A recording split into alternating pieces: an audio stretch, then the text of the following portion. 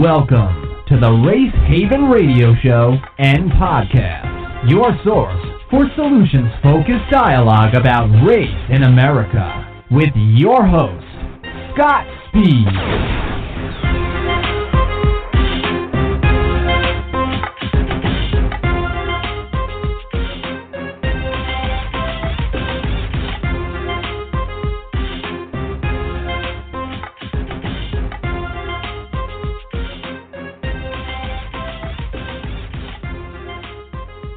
Hello, everyone, and welcome to Race Haven Live. My name is Dr. Scott Speed, and I appreciate you being here.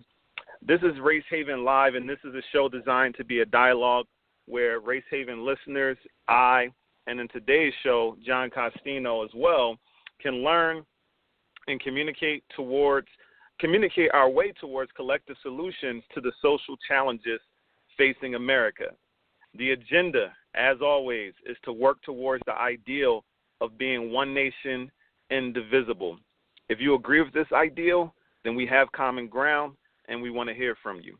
To join a dialogue, simply dial 929-477-4107 and press 1 to jump in and join the dialogue today.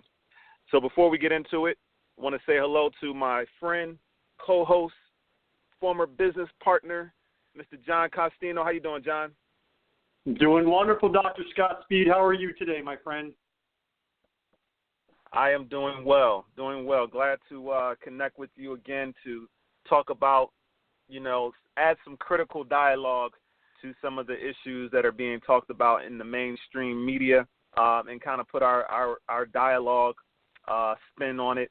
So I'm excited to be here and excited that you're able to join me, and hopefully we'll get some callers. I know we had some scheduling challenges, but we'll see if anyone is still going to hang with us today. And if not, then you and I will hold it down, and we'll have a really good dialogue. I'm looking forward to it, sir. Awesome. So today's title is Race Haven Live: Colin Kaepernick's Unsigned and Why Scott's Boycotting the NFL.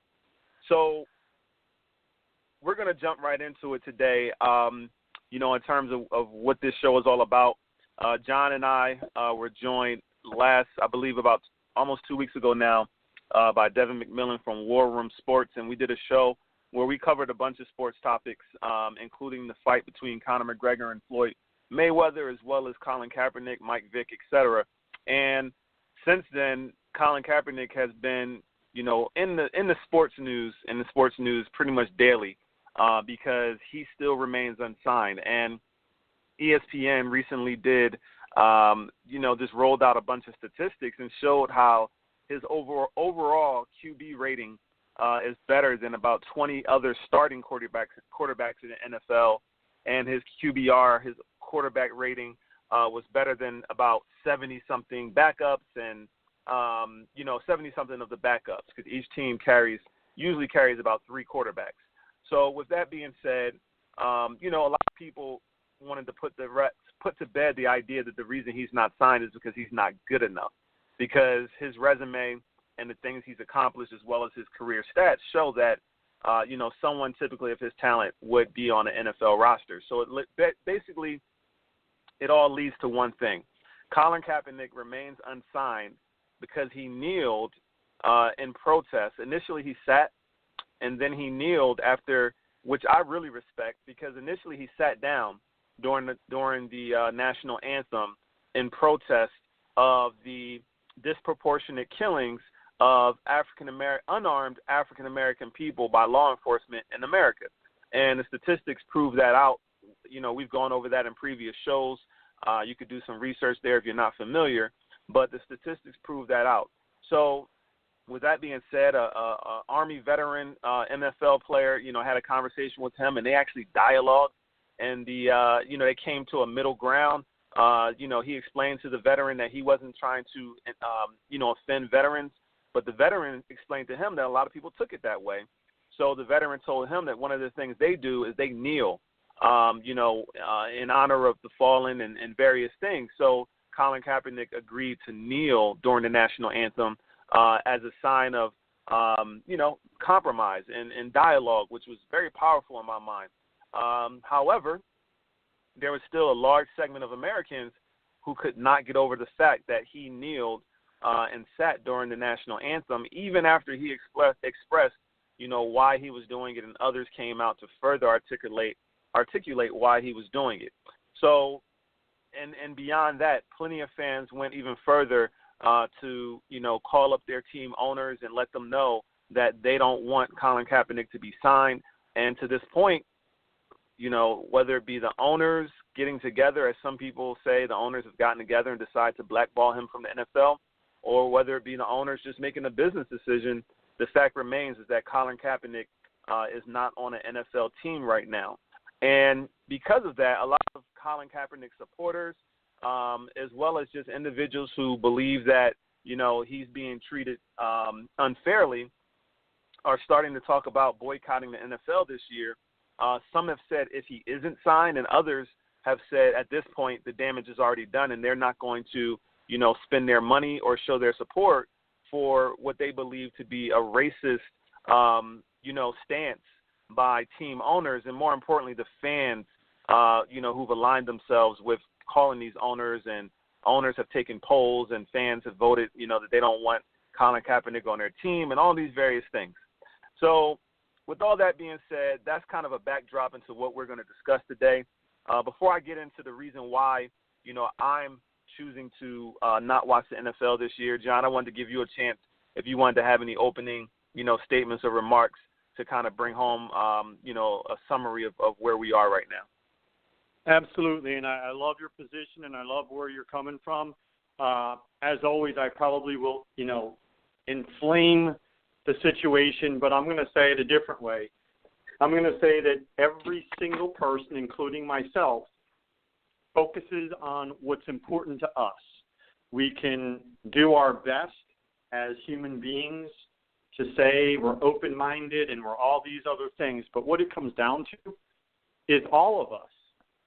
We focus and really care most deeply about the things that matter to us, and that, I believe, is the biggest problem in our society. And the reason I'm excited to do this call with you, specifically this call, is Colin Kaepernick, by taking it upon himself. And by the way, as I've said multiple times, I support him. Yes, I am a white male Trump voter saying I publicly support Cap. But what I want to point out is that what he did more than anything else is he shined a gigantic spotlight on the fact that all of us, including me, all of us are motivated and moved by what matters most to us, and it's completely unconscious. And him making this statement and standing his ground is going to shine that spotlight. And I believe if we're able to accomplish our goal, solve a huge root problem in our society. So I'll kick it back to you, but I'm excited to talk about this.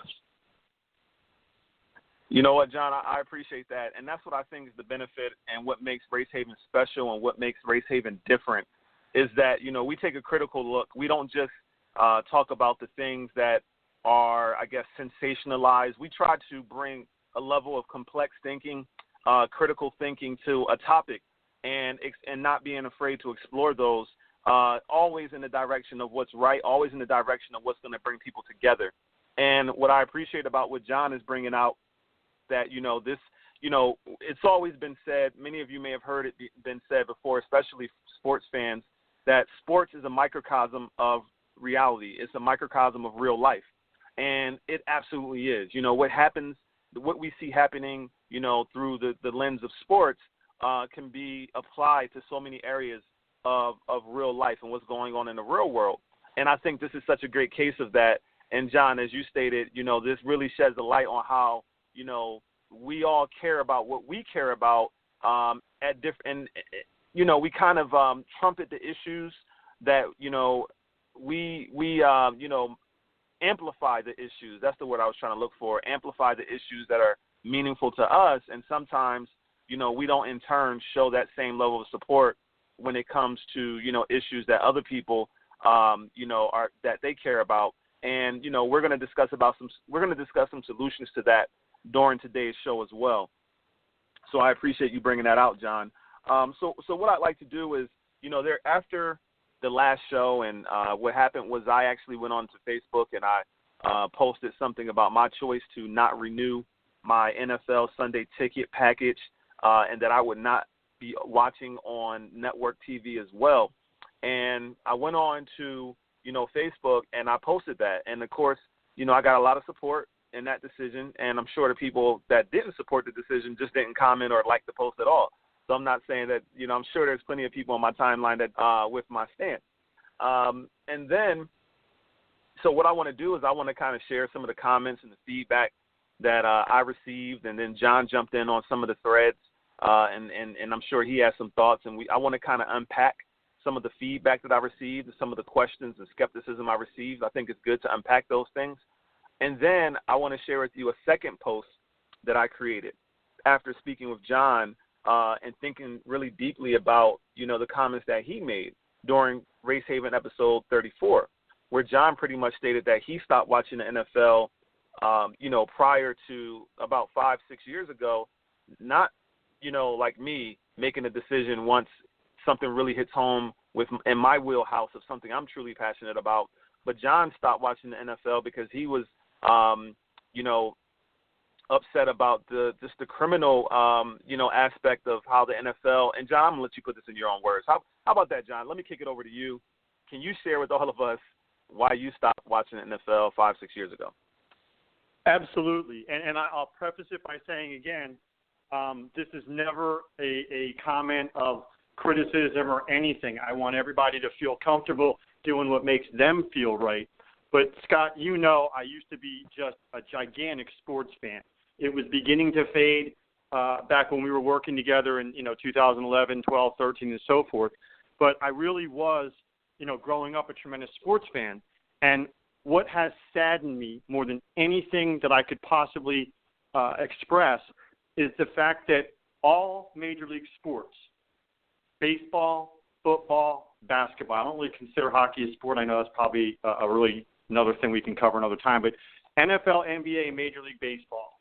And the fact that for the last, let's call it 15 years, probably longer, but I wasn't paying attention, but the last 15 years, I've watched it deteriorate into, if you are a talented athlete, we will overcome anything you do. You want to get busted repeatedly for cocaine abuse, we'll figure out a way to make it work. You want to have multiple DUIs, we'll figure out a way. And all of a sudden, that wasn't enough. Then we had domestic abuse. And see, I'm not talking, Scott, about the alleged cases, because I'm the first one to say, hey, look, there's two sides to everything, and I don't believe somebody should be condemned just because somebody claimed it.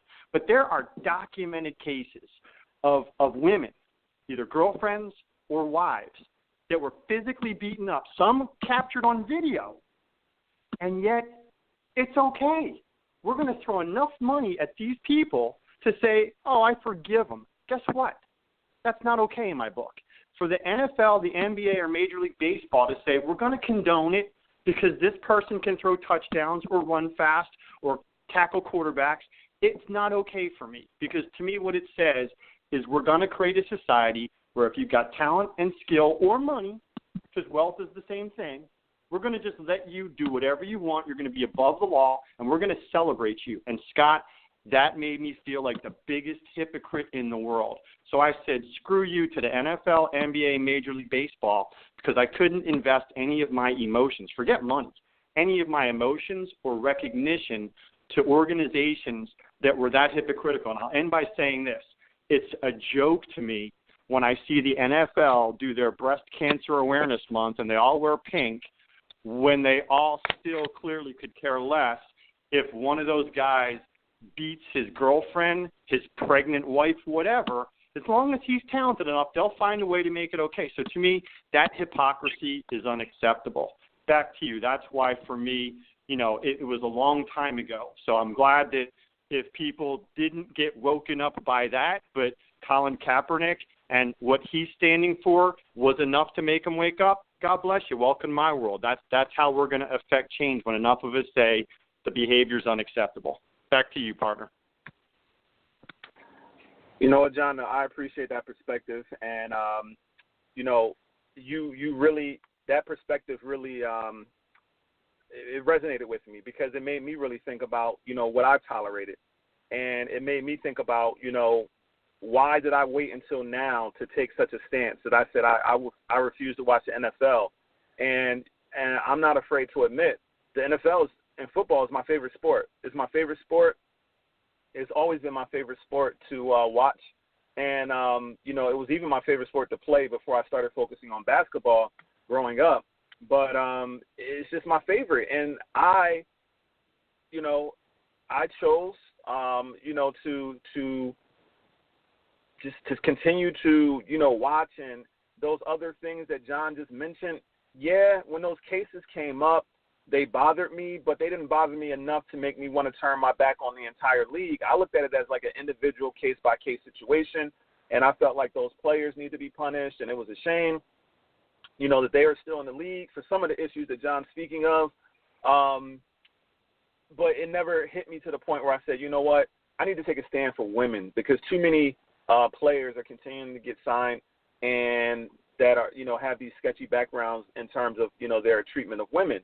And, you know, I made a statement on Facebook. I said, you know, having that conversation with John made me realize just how sexist I am.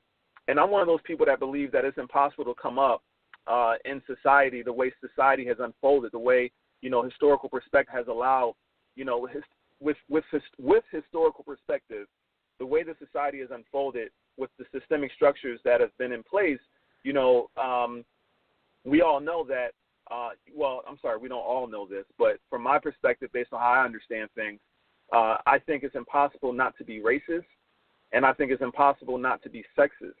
We have a male-dominated, you know, society, and we have a people of European descent dominated society, and a society that was built in the image and in the interest of, you know, men, and more specifically European men of European descent, you know, just because of history, colonization, etc.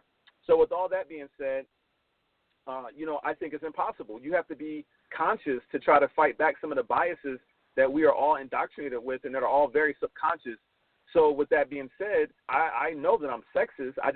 It just brought out another level of how sexist I am, you know, through that conversation. And I say I'm unintentionally. I believe it's a subconscious thing because I'm not intentionally, you know, sexist. It's just a subconscious, you know, biases that just exist. So with that being said, even as someone who's conscious of these things and someone who tries to, you know, work on my biases, and I'm constantly checking myself on my implicit biases around ethnicity and around, you know, sex, this statement and this whole situation with the NFL just brought out another level of that for me. So with that being said, you know, again, I appreciate John bringing it out. And what I want to do now is I just want to share a couple of things that was, you know, posted on Facebook. And I also want to bring to light an article that I asked John to take a look at, and we're going to dissect that as well. And I think that'll bring out some, you know, some good dialogue. There was an article by a gentleman by the name of Alan B. West. And Alan B. West, I believe, and John, you may know a little bit more, but from my understanding, he's he's an African-American man who is a conservative Republican, and he speaks out. He's also a veteran, and he's someone who has a really high profile, political profile on the conservative side of the aisle, and he speaks out, you know, against a lot of things that go on in society, but, you know, he's especially has this stance that he takes where he calls himself an unoppressed black man, and I say that I think he takes that stance to kind of, you know, show that you can be African American and not consider yourself oppressed. And so his views are in line with a lot of the conservative views that I at least see in the media, and I know, you know, all conservatives aren't the same, but I would say the loud conservative views that are out there. So he wrote an article that says, I can no longer remain silent on Colin Kaepernick. And he talks about, you know, he goes into how he feels about it, and I'll save that because we're going to kind of dissect that article. It's a very short piece, but I think it brings out some good things for dialogue. So before we get into what Alan B. West had to say, I wanted to start out with one of my Facebook friends had to say under my post, and just to summarize what he had to say. He said basically that Colin Kaepernick is unsigned because the owners believe that he's a distraction, and the owners believe that he would be a distraction, and that would potentially impact ticket sales as well as sponsorship. So let's start right there, John. Let's just dialogue and go back and forth about your response and my response, and that what do you think when someone says the reason he isn't signed is because he would be a distraction, and especially from a standpoint of I get it, I understand he's not signed because he would be a distraction. Well, I would say, let's dig deeper than that, because, the reality is, and again, I know this is a repeat of things I've said in the past, but, everything's about money. Everything's a risk-reward decision in life. And the NFL is a business. Each franchise is a business. And sadly, each freaking player now is its own little, celebrity/marketing business. And so, to use the phrase, he's a distraction, I think what they're saying is, all right, if we sign him, the risk is, a divided locker room and disgruntled players. So they're probably secretly communicating to see how some of the star players on a team would react to his signing, and then the overall response to the fans and the media in that town. Is it going to be a forgiving decision, or is it going to be an inflammatory decision? Because bottom line is, they don't want a media circus. Think about like the silly things that happened when Tim Tebow was trying out for the NFL and things of that nature. So a lot of coaches, they just don't want media around. They don't want the distractions, and that's legitimate if they're trying to train a team. But the bottom line is, I think, Scott, it just comes down to, we'll take the risk if the reward is great enough, and they don't know how to gauge that. They know he's got talent, but they just don't know what the repercussions are going to be should they bring him into camp and have the media circus.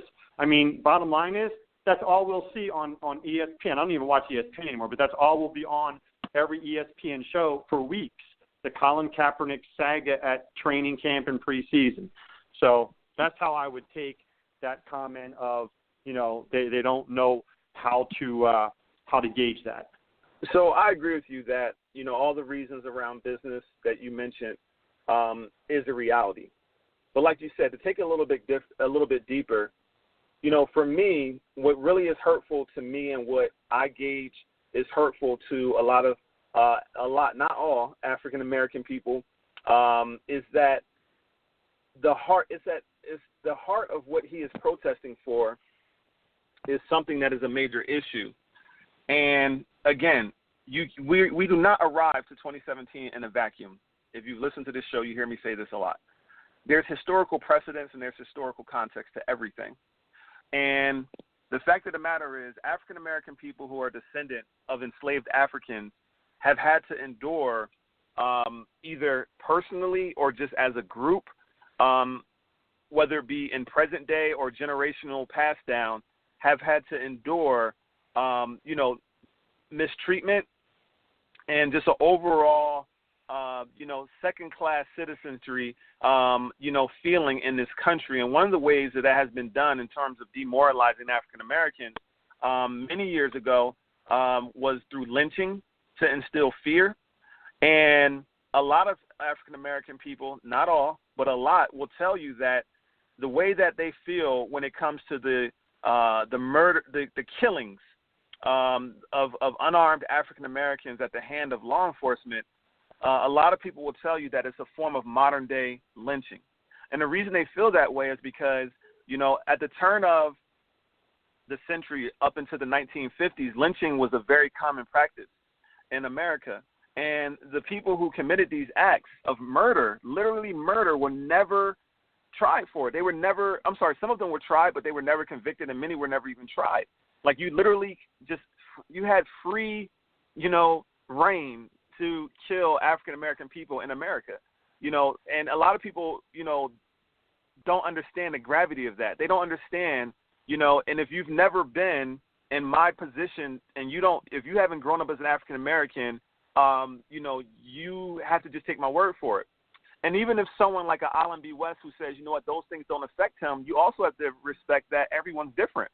And it's not that all African Americans are the same, or one person speaks for all of us, because I don't speak for every African American. However, when you hear an African American like myself express these certain acts feel a certain way to me, or others, to get the pushback of, oh, you're playing a victim, or, oh, you're, et cetera, it is extremely, it's just extremely, just mean, and extremely, it lacks a level of,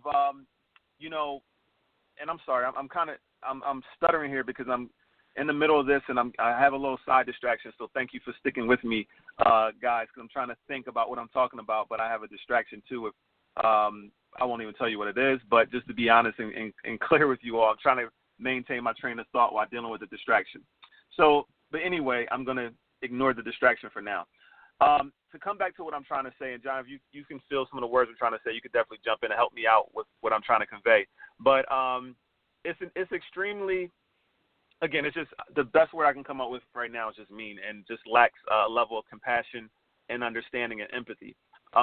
So when I tell you that, for me personally, it hurts bad, really, really bad, when I see a story, and there's so many of them, and I can only throw out some names, but there's been many in my lifetime alone. In the last 15 years, there have been many cases and many instances of, unarmed African-American people being killed at the hands of law enforcement, and those law enforcement individuals were never tried or weren't convicted. If they were tried, they weren't convicted, and basically they got to walk away for free.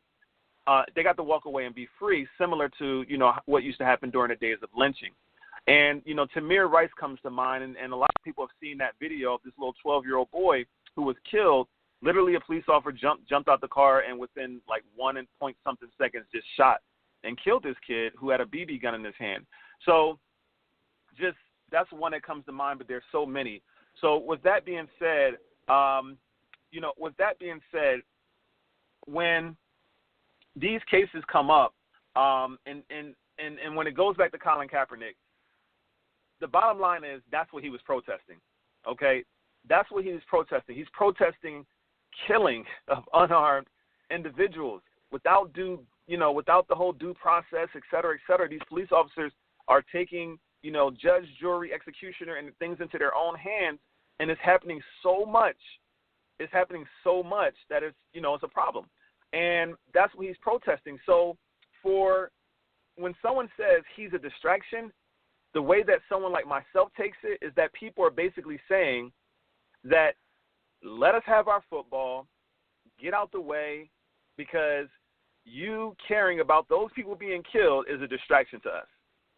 And that's very hurtful. And for me, it's a problem. It's a problem that we can't, understand or have the level of empathy or tolerance, et cetera, to be able to separate the fact that he wasn't kneeling to disrespect the flag or the country. He was kneeling to raise awareness for a serious, serious problem that he's hoping that people will open their minds to and try to understand so that we could work towards solutions. So for, people to take the stance that he's a distraction, it just says a lot to me. It's like, what does that say about us as a country? What does that say about a large segment, not all, but a large segment of Americans who feel that he's a distraction? And then finally, before I let you jump back in, John, the whole idea that it's his heightened awareness about these killings and wanting to raise a dialogue about these killings, whether you agree with the way he did it or not, the fact is he did it, okay? He did it, and it gave us an opportunity to address an issue, and for it to be weighed against how much billionaires are going to make versus a real issue in this country, for me, the underlying issue is that sentiment, money and profits over people, sentiment that rules this country and ultimately a lot of developed places in the world, That's what disgusts me, and that's ultimately what I'm protesting. So, John, I'm going to kick it back over to you and stop talking, and I apologize to the listeners for that, again, for me pausing and stuttering and not having my thoughts clear because I was being distracted. But, John, let me punt back to you really quick. Do you have any thoughts about my perspective on that? Absolutely. And this is where I'm going to repeat what I said earlier without, it's not criticism, it's not judgment, it's the overall fact that we each individually only care about what we care about. And what I mean by that is let's you and I remove ourselves and our personal opinion and feelings. Let's do that. Let's remove that. And let's talk about that issue. I'm 100% in agreement with you. 100%. No dispute whatsoever. But I'm going to take it to a different level. And I'm going to say, okay, I 100% support Cap's decision to stand up for it. It's not about right or wrong. It's 100% support. Let's back it up, though. Why didn't he or anyone else, so again, not criticism of him, why didn't he or anybody else get pissed off enough when the video of Ray Rice punching in her face? This was one of those, there's no bullshit, this is alleged, we'll never know. You know which one I'm talking about, a video of him punching, knocking out his... No one stood up and said, that's bullshit, we're not accepting it. Everybody did the same exact thing. Well, he got, what did he get? Initially, he was banned from the league, and then they spent another year trying to figure out how to bring him back, what will happen if they bring him. Instead of everybody saying, this is bullshit, we don't beat up women, especially when we're gigantic, muscle-bound, freak of nature men. It'd be bad enough if he was a 145-pound guy doing that. So my point, Scott, is it's not to in any way disrespect or minimize what he's standing for right now. I'm just saying, holy crap, why didn't anyone say anything then? And my point of that is we as a society don't give a shit. As a society, people only care what matters to them. And it's all unconscious. It doesn't make any one of us bad people. It just means we really are selfish and self-centered. And if it doesn't affect us, we don't care. So I love that Cap taking this stand has pissed the world off enough to say, guess what? It's wrong to kill innocent, unarmed black people. But guess what? It's wrong to kill anyone innocent, unarmed. And then it's wrong to beat up. I mean, like, where do we stop and say, wait a minute, there's a whole bunch of shit that's wrong that we've just ignored? That's why I get fired up, Scott, because like it feels like the rest of the world is finally starting to get pissed off enough to wake up and say, holy crap, we really are brainwashed, programmed to be entertained and ignore real issues. And I'm not, like I said, on any way minimizing the let's just call it what it is, murder of unarmed black people. I'm saying that's part of a bigger problem that we must solve. It can't just be one piece or the other. Is that making any sense? It makes sense. It makes sense. And I know at this point, because of the conversations I've had, and this actually is a good segue into one of the comments that you jumped in on Facebook, that some people just can't understand how we are correlating the two. Some people don't like the fact that I know that some people listening right now are like, John is diverting from what we're really talking about. Which is such a chicken shit answer, because I'm not diverting. I'm stating publicly I support it, but that's a case of proving what I'm saying. They're going to hear what they want to hear because they only give a shit what's important to them. And I know that pisses people off, but good. Get pissed off like Cap, and let's all grow and be more aware.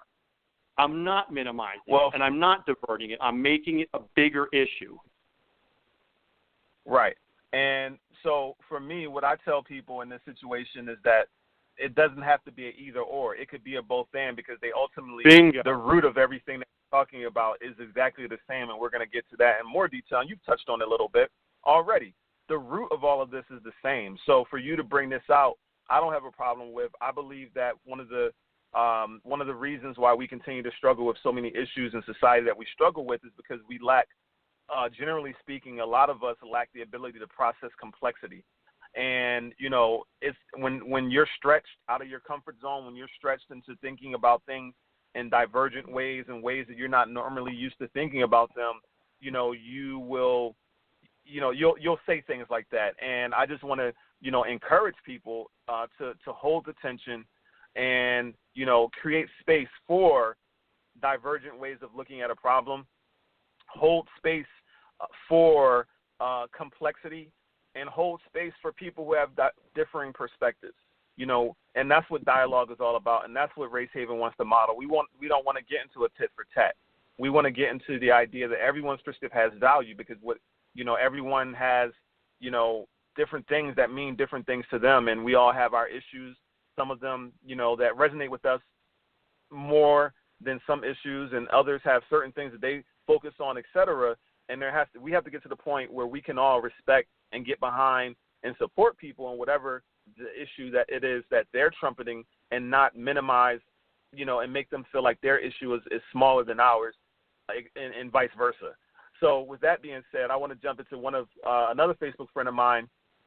You know, when I brought this out about the women being abused, this friend of mine said, that's cool to admit, but don't let feminism interfere with what Africans in America are up against. Because in all honesty, that movement you're speaking of is represented by and for white women, not all women. So when that comment came out by a friend of mine, that really threw me for a loop, because I wasn't really speaking about a movement.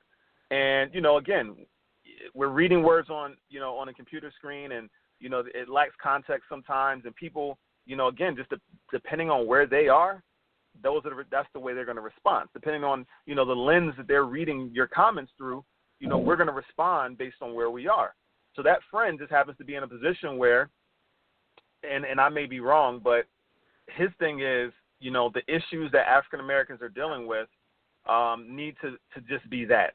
And we can't focus on other movements or other issues when we're speaking up about African American issues. And that is, you know, to summarize, I think is the sentiment behind his comment.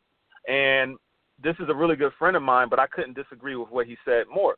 And I stated that in so many words because, one, you know, I think it's all interrelated. You know, all the social issues that we have, you know, are all interrelated. And I think that a lot of times we focus so much on, you know, the events or the people that we don't see the bigger systemic forces at play. And, you know, John has hinted at it, I've hinted at it, and we're going to hint at it a few more times.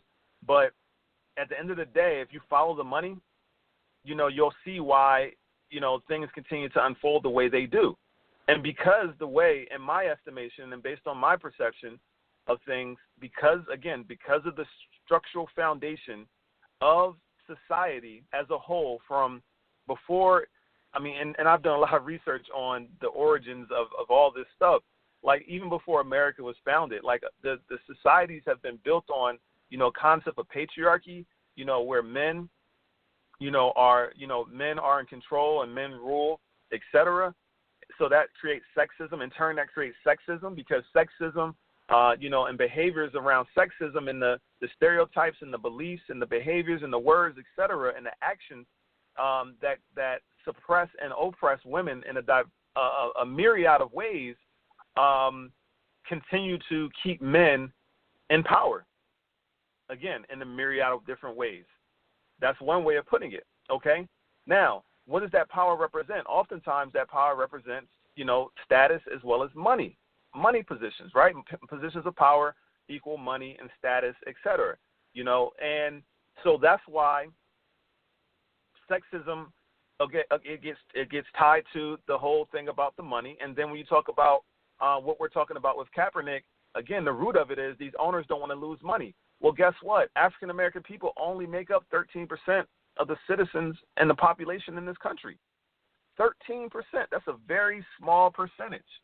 So with that being said, if African Americans only make up 13%, the largest percentage of the NFL's fan base are European American men. So they are going to make decisions that align with most, not all, of the ideals and awarenesses of European American men.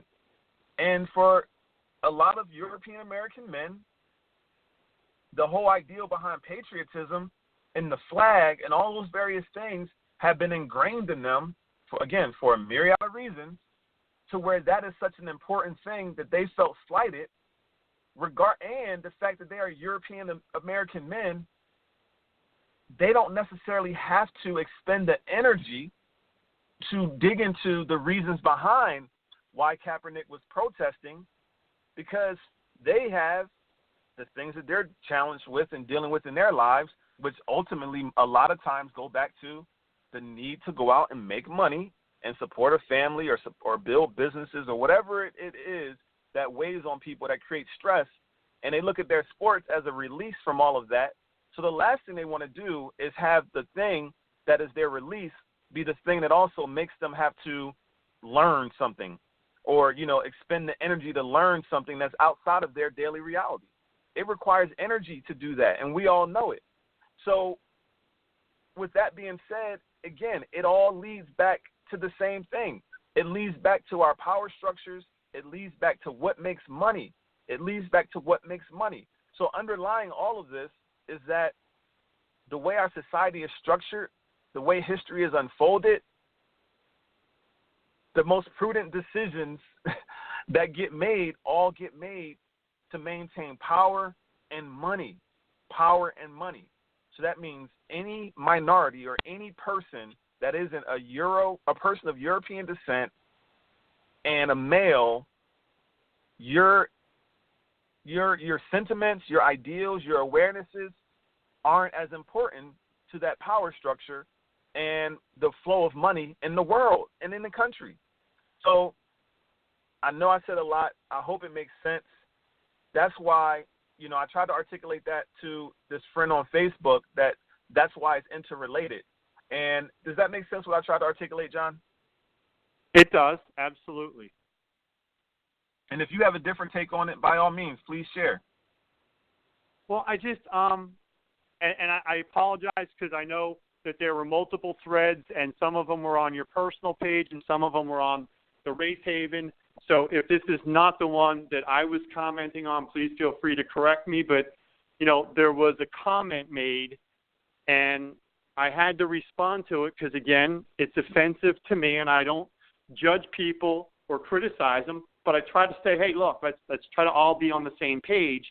And it was the statement that it only affects white women who are abused. And that's when I had to say, okay, I need to be clear on this. I'm against domestic abuse, period, for all women. I referenced point blank Ray Rice and his wife, who is African American, and it's insulting to me when an African American just assumes that I'm some white guy and I only care about white issues when I couldn't be more clear. To me, that is just as dangerous as, any white racist rant or thought process. And I think we finally resolved it, as amicably as we could. But, to me, that's part of the problem. Scott, this, again, is not about an either or. You made a point that I want to just basically reinforce. It's not about an either or. And if we as society, it's up to us. If we as society decide we're still just going to stay, divided, and we're going to say, well, I don't give a shit about that, I only give a shit about this, and they're both wrong, and we don't come together and say, that's wrong and that's wrong, and together we're going to say we don't accept it, then nothing's going to get better. Because if we stay separated and we stay in our own little issues, which is my premise at all times, people only care about what matters to them, then if that individual and others listening to my voice right now getting pissed at me are going to say, you don't understand what it's like to be African American, and therefore I don't care what happens to any other segment of society, you're no better than the people that are causing the problems because you're helping to perpetuate them. We either all have to come together and say, we're not accepting any of this, lack of human decency to any race, to any gender, period, to any segment, divide it any way you want. Right is right, wrong is wrong, and we can't pick and choose. If we do, then we are no better than the people perpetrating the things that are wrong. We're saying, oh, that abuse is okay, but this abuse is wrong. That killing is okay. Where do we draw the line? So, Scott, I know I'm like a wild man ranting on this, but I want people to either wake the hell up or feel free to get pissed at me. But either way, you're not going to stay asleep and say, I only care about black lives, but I don't care about women's lives. And vice versa. I wouldn't allow someone to say, I don't really care about the African-American community. I'm more worried about, cancer, or these are all big problems that have got to be identified and then addressed. Otherwise, we're never going to solve it, and we're going to stay a very segmented, divided, angry society, which is the only reason I come on here, is to try to affect a positive change along with your efforts to make this a better society where we all get along. We don't even have to agree. We just have to get along. I can't agree more, John. And just to be candid, for me, I reject that line of thinking very much so. And I think that that's a part of the problem because, really, for me, it's a very simple formula for all of us, coming together as a society, and it's tolerance and empathy. Like literally tolerance and empathy, and then we'll add to that learning the skill of dialogue. Because once you get to tolerance and empathy, then you're able to listen and tolerate anyone's, situation, point of view, and perspective, and understanding that, we're all diverse and we all have different issues and we come from different perspectives. But if you can tolerate that and then try to empathize with people, which requires listening before you speak, before you try to impose what's important to you, if you show empathy, then that's the starting point for dialogue. And then beyond that, it requires dialogue.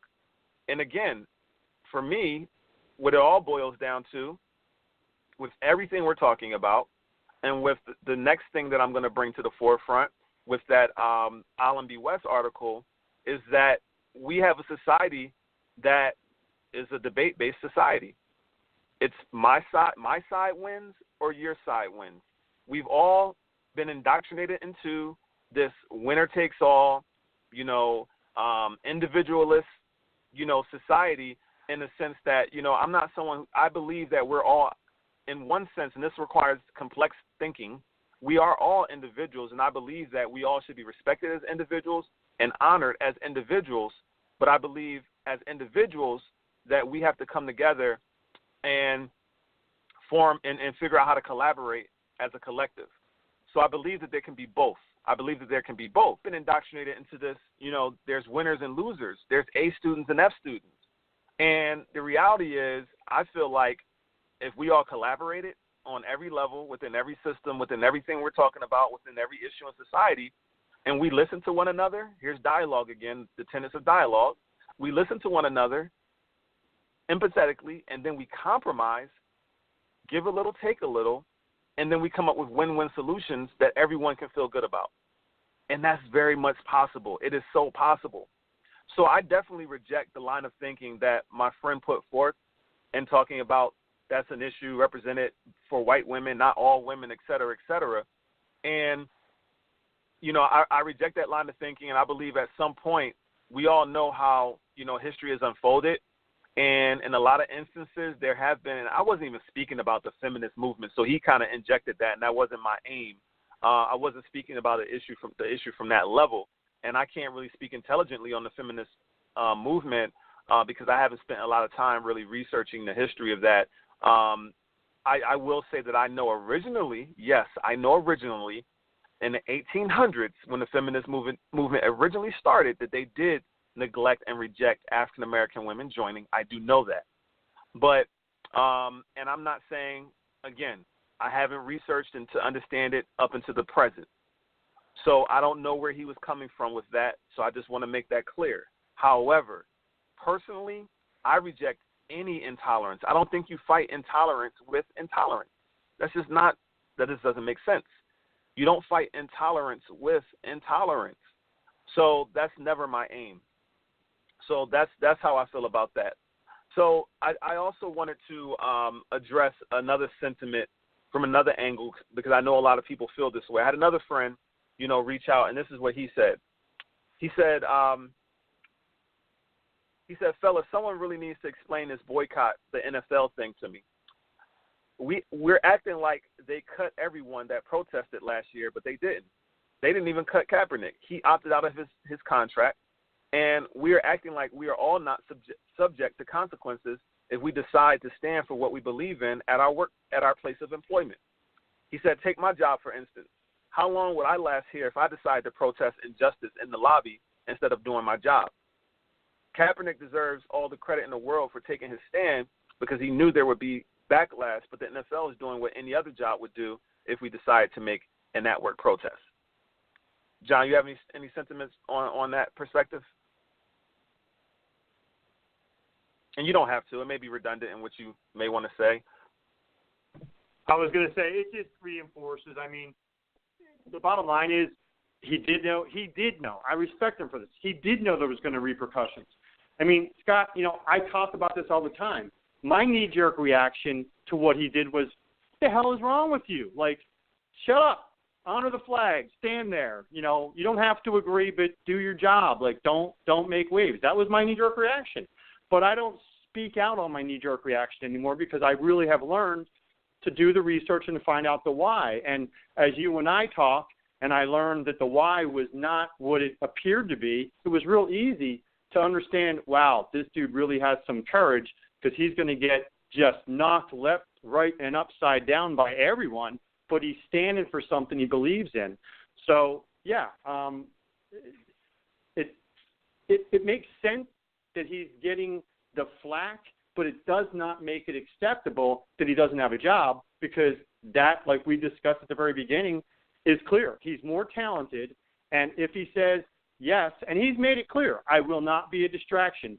I will not cause any. I want to play football. That's all you need to know from him. Make it a contingent contract. Everybody knows he's not going to start right away. Give him a contract. Let him come in. If he creates waves, have a clause in there that he can be cut.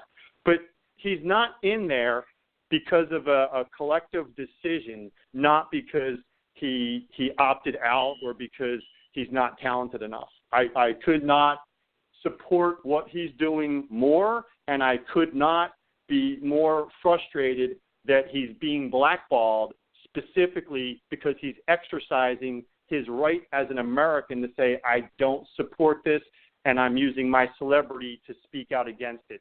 God bless him. I think he's got more courage than anyone else right now.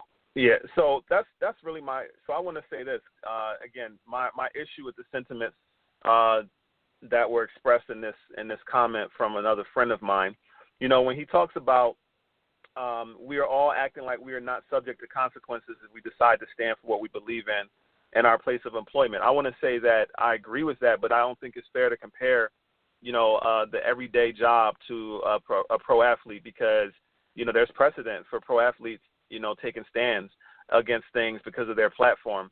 And there's also precedent for the leagues themselves, basically protesting, when you're, the breast cancer awareness thing. I mean, that's a protest.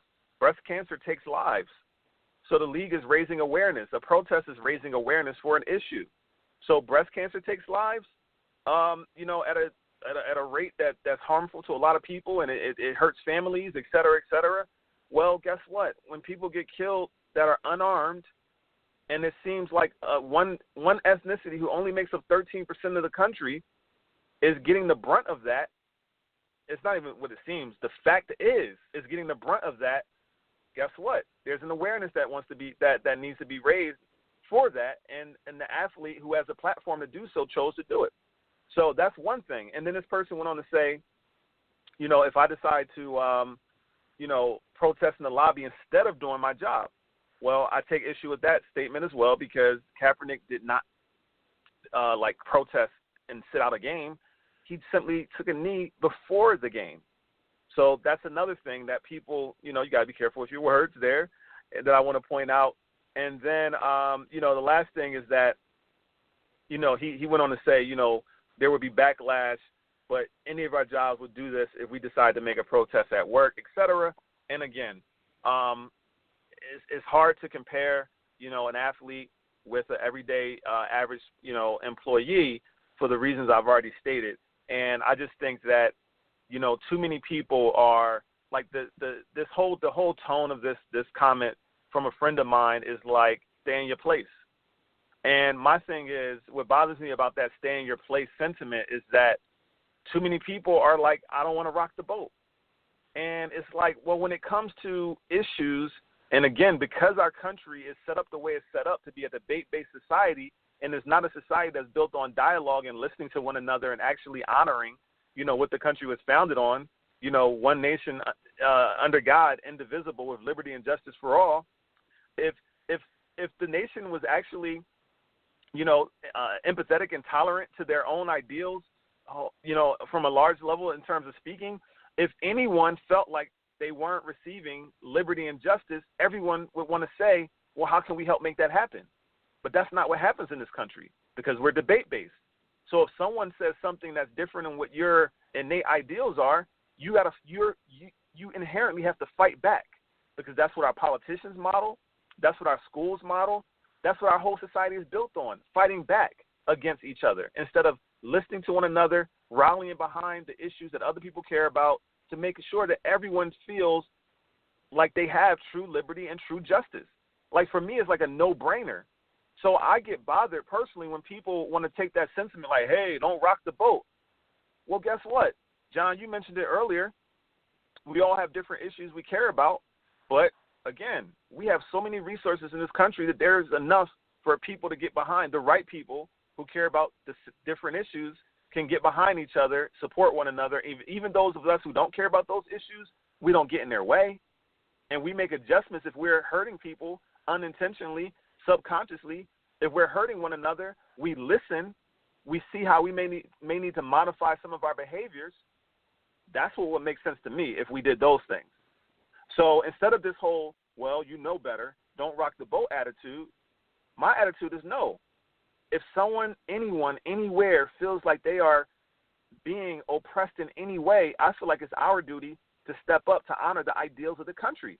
One nation, under God, indivisible, with liberty and justice for all. That's how I feel about that. So I don't know if you have anything to say about that to follow up on that, John, but I want to go ahead and next kick to closing out with this article from Alan B. West because I think it's going to bring out, again, just kind of a lot of thoughts in terms of the underlying foundation of what Race Haven is all about, the world that we're trying to speak into existence through dialogue and through collaboration. Do you have anything before I jump into that, John? No, go right ahead, my friend. Okay, so I'm going to, read parts of this article, then I'm going to stop. And, again, it's very short, and we're going to just jump into it. And I just want to make a few points about, just how I feel. And John, you're more than happy to jump in as well when I do that. So, again, this is by Alan B. West, and the title is I Can No Longer Remain Silent on Colin Kaepernick. So, I'm going to begin reading now. I've kept my peace on this subject, but you can refer to my original comments on the issue of Colin Kaepernick from last year's football season. But now I hear there's a petition of folks who are planning to boycott the NFL if Colin Kaepernick doesn't get picked up by a football team. This is typical of the left, who only operates in the world of intimidation, coercion, and violence, threats. So now the progressive socialist left wants to coerce and intimidate a private sector business into accepting one of their chuckleheads. Okay, I'm going to stop there. So, again, what pains me, just in the first, 3 paragraphs, what pains me when I peek into the political world in America, and one of the main reasons why I keep I don't pay attention and I don't participate, is that grown-ups, individuals, I believe he was a politician, and, a decorated veteran, and he's someone that thousands, probably hundreds of thousands of people in this country follow this man. And the language that he uses to explain something or about another American citizen, or forget American citizen, another global citizen, another human being, another person, the language that he uses to explain him and to call him a chucklehead, right there, he loses me. He loses my respect. and he loses me. Because at the core of everything, we all want the same things in this world. We want to live peacefully. We want to live happily. We want to live the ideals. We want to be free. So if someone is bringing to you and raising awareness about something because they don't feel that everyone is free and living with the same level of freedom, you call that person a chucklehead? And then the other thing that bothers me, and another reason why I abstain from politics, because we get into the name calling of the leftists and, the progressive socialist left, and, they operate on intimidation, coercion, and violence and threats. And it's like all the way that he's setting that up, and the fact that appeals to a certain base is like, again, if for me, I get lost right there because I'm like, can we have like an adult conversation and dialogue where we listen to one another, et cetera, et cetera? And here's the thing. I personally don't claim any political affiliation. I don't claim left, right, middle, backwards, forwards. I don't claim any of that. I have my feelings. I have my beliefs. Come to the table and talk to anyone about theirs.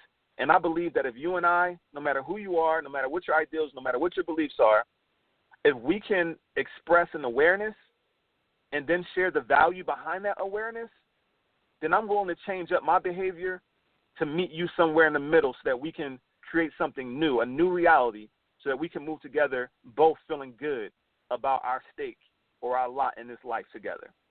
That's the framework of dialogue. That's the framework of how I operate in my life. And I think that that's a way to be healthy in the world. And articles like this just produce so much anger and hatred towards other human beings, and I just don't get it. So, unless you have something to say, John, I'm going to continue on. Yeah, I'd like to add just one thing, Scott, if I could.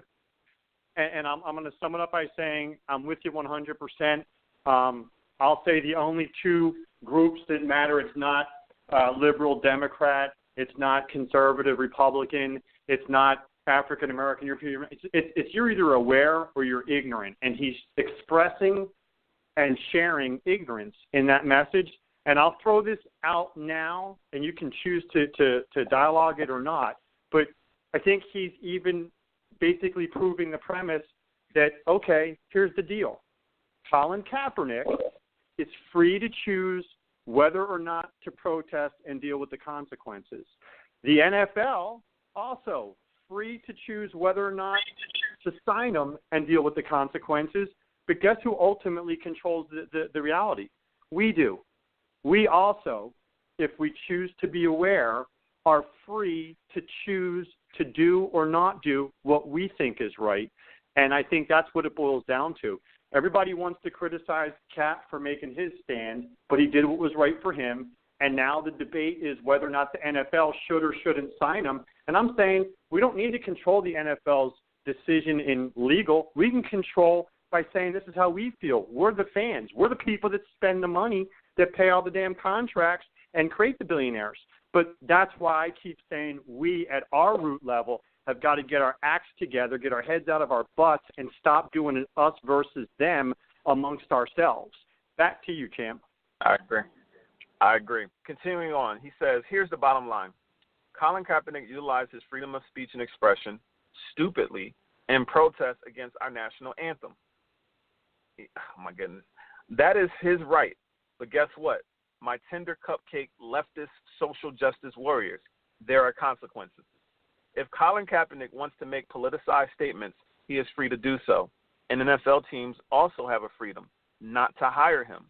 You delusional leftists seem to believe we have to put up with your insidious proclamations and actions. We do not. Can y'all be so intellectually challenged to believe that you can say and do whatever you wish and all others must accommodate and acquiesce to your whims? This is reflective of the childlike, immature manner in which you live your lives. You throw a tantrum in public and expect not to get spanked. Okay, I'm going to stop there, and I'm going to address what he just said. So, again, you guys know how I feel about the language in terms of calling people cakes, leftist, social justice warriors, in a sarcastic way and all those various things. And for him to say that, Kaepernick stupidly protested our national anthem stupidly, again, never addressing, and mind you, he never addressed the reason why Colin Kaepernick was protesting. And then he also says, if he's free to make his statement, but the NFL teams also have the freedom not to hire him. I agree with that statement. Okay. He also goes on to say, you delusional leftists seem to believe that we have to put up with your insidious proclamations and actions, blah, blah, blah.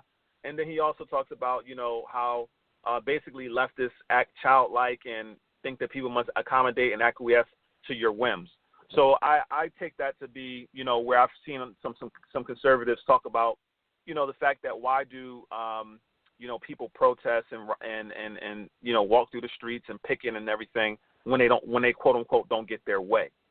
So, and again, what I don't think people realize is that it's because of the power dynamics. If the power dynamics weren't what they were, then that wouldn't have to happen.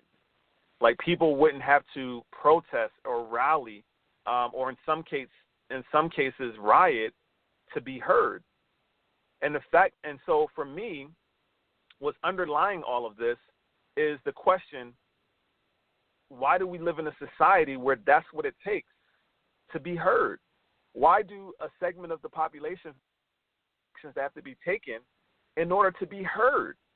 And the reason why, if we look critically, is again because those people who have access, the people who have power, the people who have resources, those people are sitting in a position where it's like, well, I don't need to quote unquote raise a ruckus or have fits or whatever you want to call it, those tests and the riots and all these various things.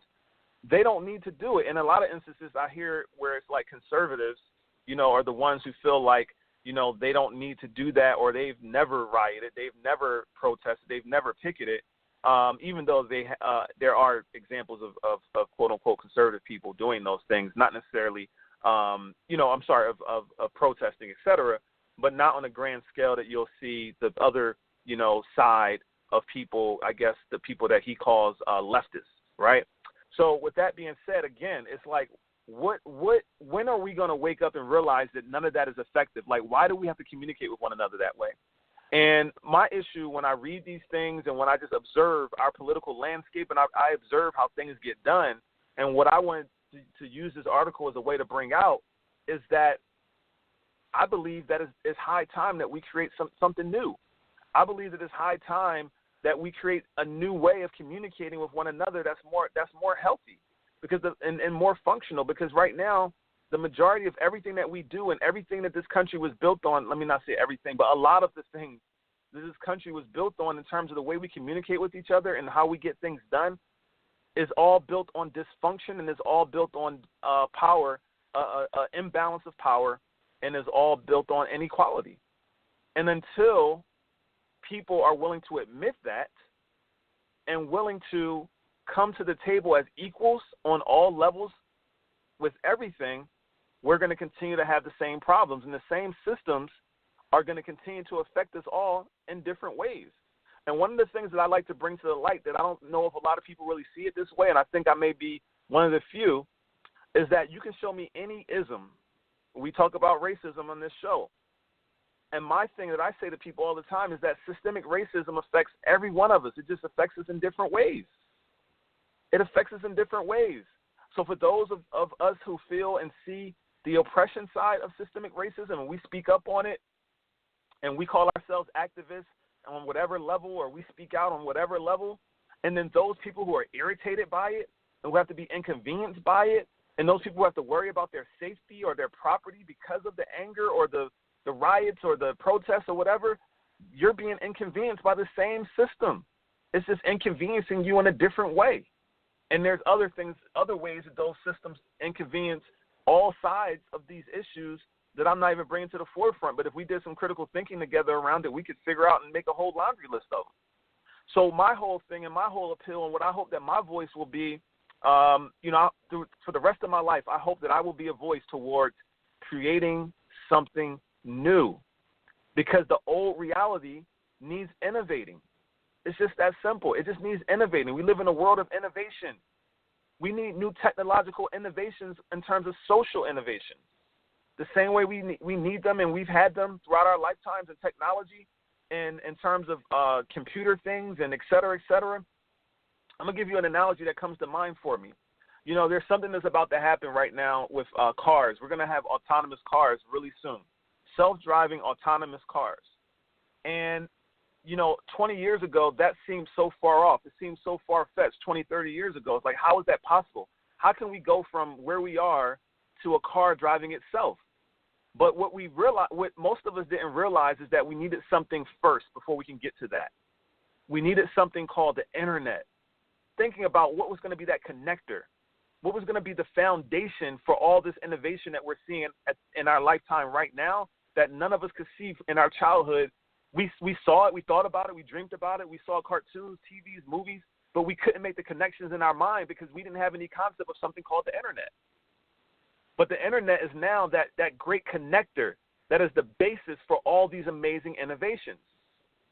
So what I posit is that dialogue, the skill of dialogue is that connector for social innovation.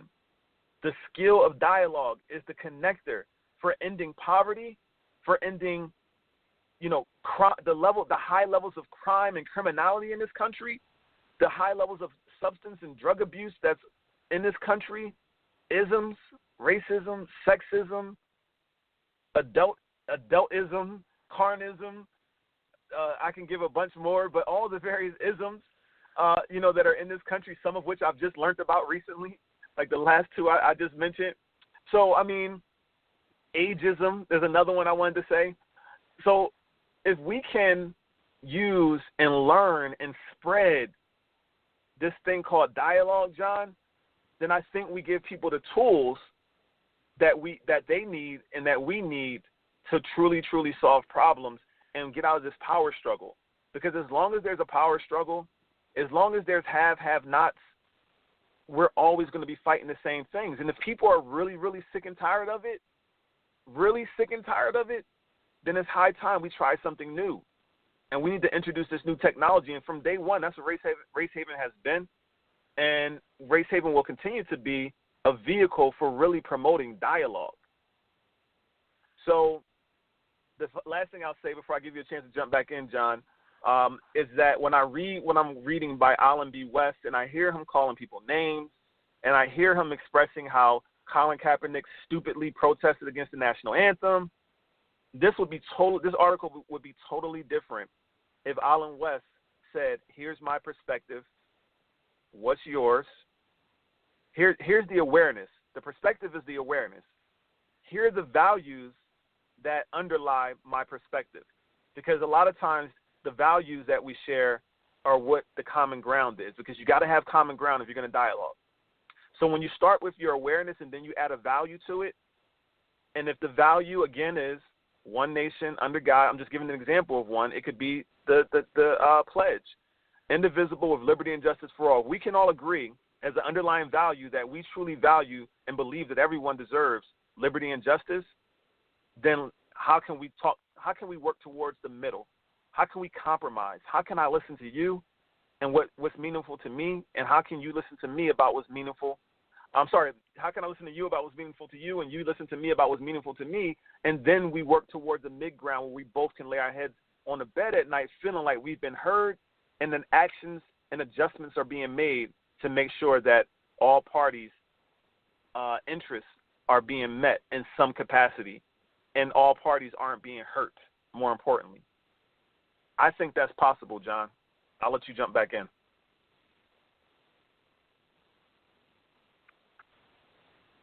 I agree. It's not just possible, it's required, it's essential. Scott, you said so many great things, and honestly, I don't even want to deter people from the thoughts that you just laid out there other than to just say one thing to reiterate. You mentioned it. It's the haves and the have-nots. We as the have-nots, and I don't care who it is, if you're listening to our voice, guess what? You're a have-not. You know, it's 1/2 of 1% of the population that are the haves. And I won't turn that dialogue on right now, but the point is we're all have-nots. So we either come together and recognize it and say we're going to do the right thing for all of us as have-nots, or we're going to keep just, like you said, us versus them, but it's not the have-nots against the have-nots. It's the have-nots against each other. That's the problem. That's where we've been stuck. And, again, I thank you multiple times on a lot of my Facebook Lives, and I don't think you get to hear it, but I thank you for creating this environment, for inviting me to be a part of it, and quite frankly, for teaching me and educating me. As much as I can sit here and say, I'm this and I'm all that, you've really enabled me to grow as a person and to think much bigger than I already did. And I owe that to you, Scott, because it is the dialogue and it is the critical thinking and it's the systems-based thinking that you've allowed me to evolve and to hopefully become more open-minded in areas I didn't even know existed. That, to me, is why I will always come back here, because if you can do that with me, we can do that with anyone. I appreciate that, John, and, we're definitely going to wrap up here. I feel like, this was a show full of solutions, so I'm going to, not go into a solution segment because I believe we kind of gave our solutions within our comments about what we were discussing, and I appreciate you sharing that, John. That means a lot. That gives me fuel to keep going. Oftentimes I feel like I can't articulate what's in my head when I start talking the way that it's in my head before I start talking, but, it's always reassuring when you say what you said just now. I truly appreciate that, and I want to do more. I wish I had time to do more because there's so much more unpacking that needs to be done. And, one of the next shows that I would like to do, John, and it's interesting you said that, is I want to do a show on how we've grown since we've started Race Haven, because I've changed so much since starting Race Haven. There's so many awarenesses and so many understandings that have come since starting, and I would like to do a show where we can kind of, discuss some of those changes and awarenesses. Like, for example, when I started this show, I used to call people black and I used to call some people white. And now I reject that because I see race as a system, and I see race as a system that's a tool for divisiveness. So I no longer want to perpetuate that. I no longer want to amplify those things. That's just one example of many. And I want to kind of do a show where I start, I share the certain things for me, and you kind of just hinted at some of them for you. Because this show is not a stagnant show. This is a show of growth. And, we're both growing. We've grown a lot, since doing this show. And I want to share that with our listeners. And I hope that a lot of our listeners are still with us and growing with us through all the episodes. And seeing, you probably can hear that change in the way we speak and the way we articulate things. So there's more growth to come. And, again, we're going to wrap up. That's our time for today. I really appreciate everyone listening. John, if you could just take a moment to tell our listeners how they can best connect with you and your work, that would be awesome. Sure. It's real easy to find me. You just go on Facebook, John Costino. I've got a ton of videos, so it's real easy to figure out what I stand for and what I'm doing. And you can always email me at johncostino@yahoo.com. And in closing, Scott, again, I thank you for caring enough and making the time. I know it's not that you're sitting around lounging by the pool trying to figure out what to do with your time. I realize the commitment you make, and that's why I thank you. And if it's at all possible ever, when you call, I'll be there to support and join you on these calls. Thank you, John, and likewise, because I know that it's not easy for you to carve out this time as well. So I appreciate you doing that in the midst of everything that you have going on.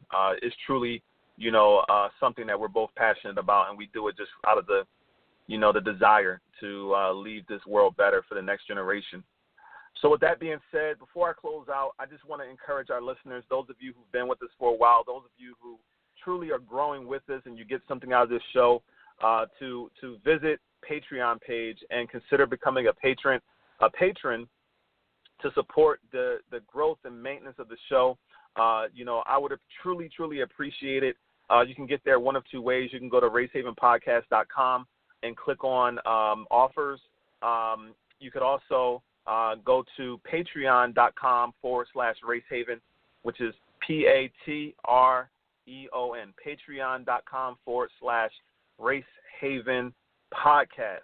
And if you do that, you will go to our Patreon page, and you can become a supporter for as little as $1 a month, just to continue to support the growth and development of this show. So with that being said, You can find us on Facebook. You can find us on the web. You can find us on Stitcher Radio. You can find us on iTunes. Join, subscribe, continue to follow the show, continue to support the show. Tell friends about the show. Tell family about the show. And until next time, I appreciate every single last one of you. I love y'all. Remember, we are all smarter when we think together. Peace.